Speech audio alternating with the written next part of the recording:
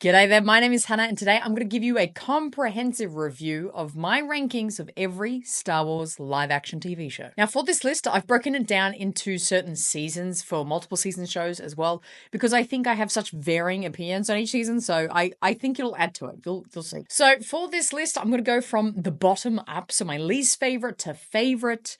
And as always, this is all down to personal preference and opinion. I'll put a little list of all the seasons and shows that I'm doing, so you can just copy and paste that from the description and let me know your list of of these shows. Woo. Coming in at number 10 is The Acolyte. Back when they announced the show in 2020, I have been so intrigued by this idea of the Sith pre-Phantom Menace storyline that they really wanted to explore. Come the show, I don't think the feel and layout of the show is really not even what I expected, but also just, it didn't hit for me. I felt like the characters were really having their own moments in the show, but I wasn't in on what they were feeling. And so I appreciate the sort of look overall of the show. It looks pretty cool.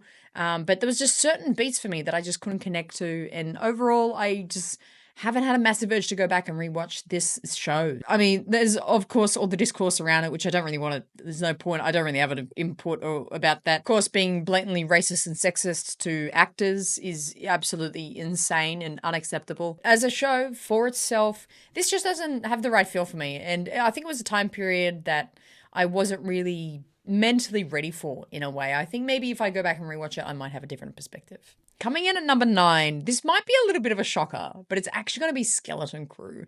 Skeleton Crew, again, I think this did such an interesting exploration of Star Wars. I do appreciate that about this show.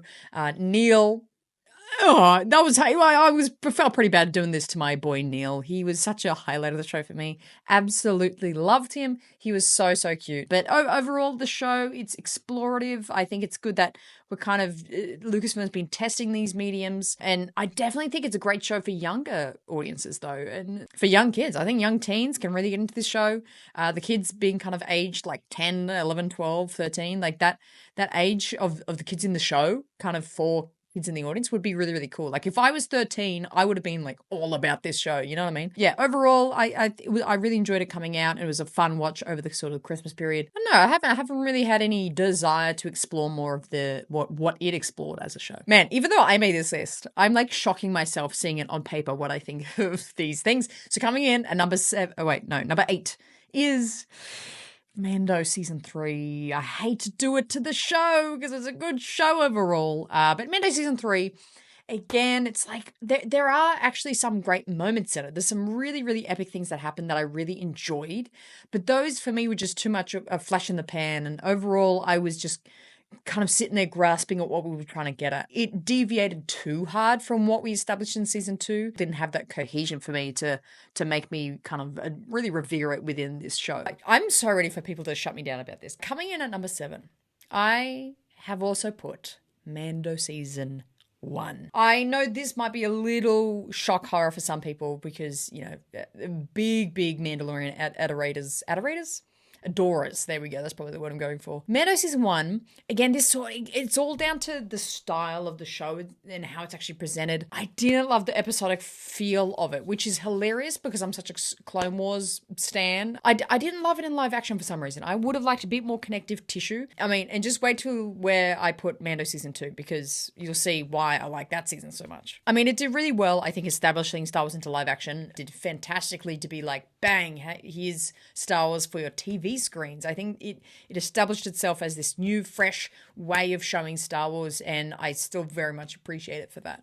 But overall, I think the story was very thin for me, and just not enough meat for me to kind of, you know, stew on and really go, oh yeah, Mando 1. All right, coming in at number 6, Andor Season 1. This season, if you've been here for the channel since this show came out, you would have seen and known I wasn't actually that crash hot on season 1 of Andor. I just felt it lacked a little bit of connection or magic for me. I'm a very feely person, so I'm not actually explaining any of these very well. I'm maybe not, but it's all down to kind of just the essence for me. And I think Andor, as much as I was like, this show looks great and it's incredibly well produced, I just couldn't feel that magic And especially, I think I was probably quite overwhelmed with the newness of characters. I was kind of ready to learn more, but I took a second having to grasp each of the storylines. I think they went very deep, very fast, which can be an absolutely great thing, but I don't think it was for me for that point in time for where it was. But to be fair, I was a lot more critical of it when I first watched it. I'm actually now a lot more like, now with season 2 out, I'm a lot more like, oh, this is actually kind of cool. It's actually a pretty cool show. Okay, number 5. Oh, this is so interesting. I love how I'm saying this is interesting. I made this list. I know this list. Book of Boba Fett. I feel bad for not putting it higher because it has my boy Temmie in it. I really like this show. Again, even if it's number 5, I speak pretty highly about this show. I think it's pretty good. I think this is why it is lower. It comes down to the cohesion. Obviously, like the Luke Grogu episode was an incredible episode, but not for this show. That would have been an incredible premiere for Mando Season 3. I will die on that hill. Anyway, I'm talking about Book of Boba Fett here. So that's why this is so low down for me, because that was in that show. But the show itself, I really love this concept. I don't really share the sentiment. Everyone's like, oh, he's weak, he's beta Fett. I don't share that sentiment at all. I think Boba at this point in his life is at a point of reflection and exploration in his morals and meaning. As a, is he a bounty hunter, or does he want to uphold something more morally true and honest and more respectful? And I kind of love this stoic, I've got to respect the, like I'm the, what does he call himself? Something of I forgot the name of it. Daimyo, I'm the Daimyo of Mos Espa. Like, I love that whole exploration of that story point and that sort of concept. So I really like that. I loved everything with the Tuscans. I wish we saw more of that in this show. Apart from the very kind of incoherent placement of that one episode, the rest of the show for me, I really enjoyed. I thought it was really cool. All right, coming in at number 4 is Kenobi. I've got my Kenobi poster up there. I don't know if it's in the show. Somehow this is controversial. I really like the show. Definitely there's big things I would circle with the red text there and say probably would change that. Quite a few things, but the coherence is there for me.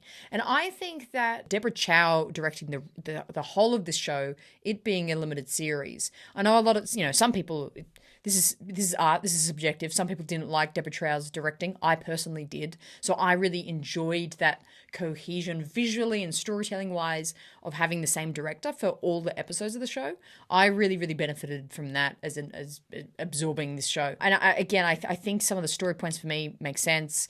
I enjoyed Little Leia in it. I enjoyed his reunion with Vader at the end. There were some interesting explorations of different planets of where we went to, but I think everything was really held back by the budget for this show. I think it could have been an absolutely fantastic show if it just had the money to really explore the places and the planets and the destinations and the ships. If it really had the ability to explore that, I think this show would have been a lot higher for me on my list. Okay, coming in at number 3. Mando Season 2. Cameo thing in Star Wars is a big talking point. Gotta work. What is it? What do we need cameos? Too many? What is happening? I'm more on the fence that cameos are cool and I like them when they're integrated to the story correctly. I'm not of the opinion that it makes the galaxy feel small. I know that's some people's arguments. That's not mine at all.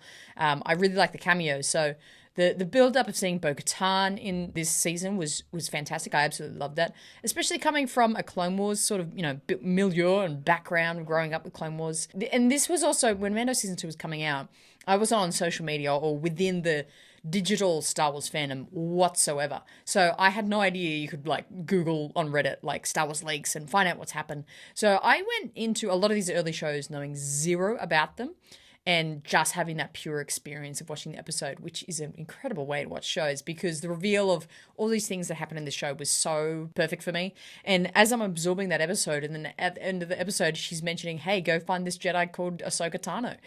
The jaw drop, mind blowing moment that was for me personally, with Ahsoka being probably my absolute favorite character within Star Wars, was absolutely phenomenal. I adored her coming into this show. I think it really developed Din. I think it really developed Grogu. Cobb Vanth. There's so many cool things. The more you think about season 2 Mando, the more cool things you can remember from it. It's a really great season and one I often go back and rewatch just to enjoy Star Wars and sit and kind of just have something on to just be entertained by. So very high up on my list. Now we get to spot 1 and 2, and this was really hard. Maybe 49-51, I would say. So at 49% for my number 2 favorite show is Ahsoka. Ahsoka, it was so... before Andor Season 2 was my favorite thing of live-action Star Wars. The magic, the characters, the storytelling I thought was just so compelling and wonderful to see. It is an absolute fever dream, biggest desire of any Rebels or Clone Wars fan, which I am. I can totally understand that if you're not super deep into the animation, it might not be a story or types of characters that you want explored, so it might not click for you. But I again, just my bias of adoring Clone Wars and Rebels really set me up to just love everything in this show. Pretty just willingly, honestly. There's definitely a few tweaks to here and there, but what season 1 doesn't, like, there's no point me really saying that, because every season 1 is going to have things being like, oh, they could have done this better. But that's why, you know, picking up things for another season or multiple seasons, you see that development, you see that benefit of having time between, you know, the audience seeing it, the feedback, the critical acclaim. Okay, how do we want to develop this? How do we want to develop these characters to be more compelling, more believable, more interesting, more stories that are more connecting for audiences? Creatives need to have that time. And so that's why I'm so thrilled that out of all these shows that Ahsoka is the one to pick up on this season 2, apart from Mando and Andor, I guess. So fantastic. I think, yeah, the sort of criticisms, and if you've been in my, you know, see my content, you can go back. I'm not going to go over my criticisms of Ahsoka now.